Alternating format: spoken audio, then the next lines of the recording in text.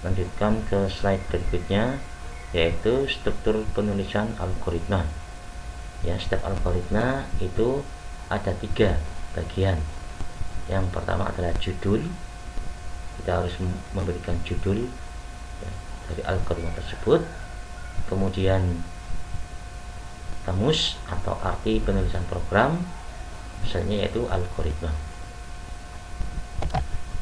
Yang pertama adalah header atau judul. Judul adalah bagian teks algoritma yang digunakan sebagai tempat mendefinisikan nama dengan menentukan apakah teks tersebut adalah program, prosedur, atau fungsi. Ya, jadi sebelum kita membuat algoritma, maka kita harus beri judulnya. Ya, judul algoritma tersebut apa? Ya, fungsinya apa? Untuk kita definisikan.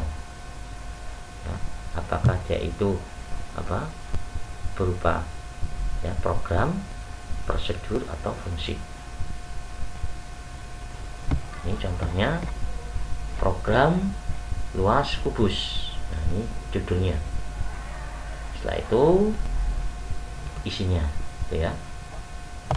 Nah, selanjutnya kamus atau deklarasi.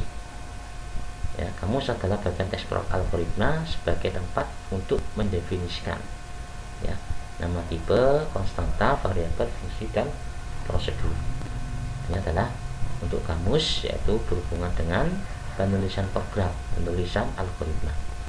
Nah, di sini untuk tipe, konstanta, variabel, fungsi, dan prosedur kita jelaskan di pertemuan selanjutnya. Nah, ini contohnya, integer ya. Ada integer. Nah, ini adalah penulisan program. Apa itu integer? Kemudian ada konstan, ada real, kemudian ada string ya, ada boolean. Ini kita pelajari di pertemuan selanjutnya. Nah, kemudian algoritma ya, algoritma adalah bagian inti dari suatu algoritma yang berisi instruksi atau pengembangan aksi yang telah didefinisikan ya. Jadi ini intinya ya, atau deskripsi dari algoritma. Kemudian penyajian algoritma. Ya, bentuk penyajian algoritma di sini ada tiga bentuk penyajian. Yang pertama berupa struktur bahasa Indonesia, yang kedua yaitu berupa pseudocode, yang ketiga adalah berupa flowchart. Ya, jadi cara menyajikan algoritma itu ada 3: bahasa Indonesia, secara bahasa Indonesia, kemudian secara pseudocode, dan secara flowchart. Nah, yang pertama adalah struktur bahasa Indonesia ya, di sifatnya umum ya, tidak menggunakan simbol atau sintak dari suatu bahasa pemrograman. Nah, jadi tidak ada simbolnya ya, pure atau murni bahasa Indonesia. Kemudian yang kedua, tidak tergantung pada suatu bahasa pemrograman. Jadi ini umum sifatnya, jadi tidak tergantung pada bahasa pemrograman manapun. Kemudian notasi dapat digunakan untuk seluruh bahasa manapun. Jadi ini dapat digunakan untuk seluruh bahasa pemrograman manapun. Ya, ini cara penyajian secara menggunakan bahasa Indonesia.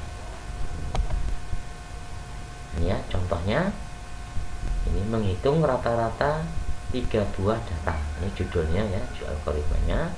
Kemudian kalau kita tulis secara struktur bahasa Indonesia, ini ada langkah-langkahnya. Jadi mulai dari awal, kemudian ada prosesnya apa, setelah itu ada N-nya atau berhentinya. Jadi ada inputan, ada kondisi awal, kemudian ada prosesnya, kemudian ada output yang dihasilkan itu apa, setelah itu berhenti ya. Ini contohnya yang pertama, ini menghitung rata-rata 3 buah data. Nah, ini yang pertama adalah langkahnya adalah baca bilangan A, B, dan C ya. Jadi kita mau baca dulu, berarti inputannya ya. Ketiga, menghitung berarti apa? A, B, C ini berupa angka atau bilangan.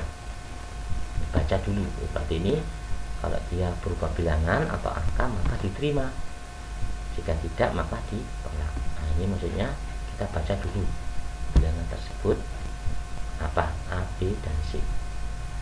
Kemudian jumlahkan ketiga bilangan tersebut ya. Kita baca, setelah itu kita jumlahkan ketiga bilangan tersebut, A ditambah B tambah C ya.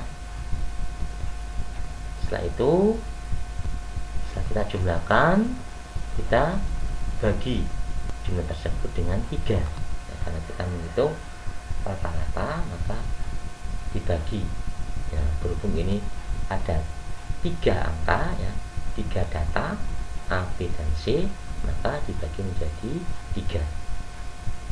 Nah, setelah itu tulis hasil ya, hasilnya. Nah, ini ya, jadi ada urut-urutannya mulai dari awal hingga akhir.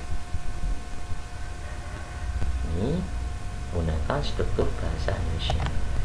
Kemudian menggunakan pseudocode ya, penyajian algoritma dan pseudocode berarti menggunakan kode yang mirip dengan kode pemrograman yang sebenarnya. Pseudocode lebih rinci dari ya, Indonesia structure tadi ya, struktur bahasa Indonesia. Nah, jadi di sini yang namanya pseudocode itu dia tuh mirip dengan kode program, mirip, cuma dan dia apa, lebih rinci dari struktur bahasa Indonesia. Ini agak mirip-mirip dengan apa, bahasa pemrograman.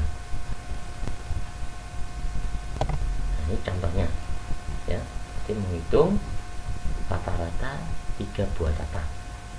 Jadi algoritma pseudocode nah seperti ini ya, ada input, ini mirip lebih ke arah matematis ya, agak mirip bahasa pemrograman ini ya. Ini input A, B, dan C, kemudian setelah itu dijumlahkan A tambah B tambah C, JML ini jumlah, kemudian setelah itu dibagi dengan 3 ya, kemudian hasilnya di rata-rata, setelah itu ditampilkan.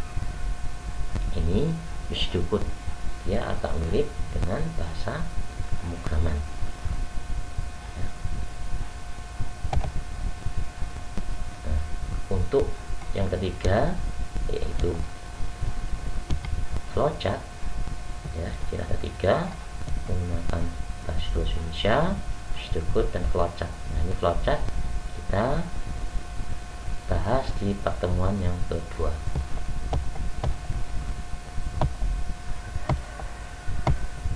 Ini tugas bagi masing-masing mahasiswa, yaitu tugasnya yaitu kalian buat algoritma menggunakan struktur bahasa Indonesia dan pseudocode. Kalian buat bahasanya seperti apa, kemudian pseudocode-nya seperti apa. Nah, ini untuk yang pertama mencari rumus median ya. Tapi median itu nilai tengah ya, kita cari nilai tengahnya itu seperti apa dalam bahasa Indonesia dan pseudocode-nya. Kemudian rumus modus ini nilai tengah apa, nilai yang paling besar, nilai yang paling banyak. Kemudian yang ketiga mencari rumus Pythagoras ini ya. Jadi ini tugas individu untuk masing-masing mahasiswa ya, ada 3 ya, gunakan bahasa Indonesia dan pseudocode-nya ya.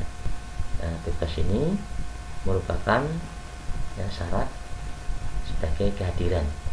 Jika kalian tidak mengumpulkan tugas, maka mahasiswa bersangkutan dianggap tidak ikut di perkuliahan perdana ini. Nah, demikian perkuliahan perdana ini, mudah-mudahan bermanfaat. Kurang lebihnya kami mohon maaf. Sekian, assalamualaikum warahmatullahi wabarakatuh.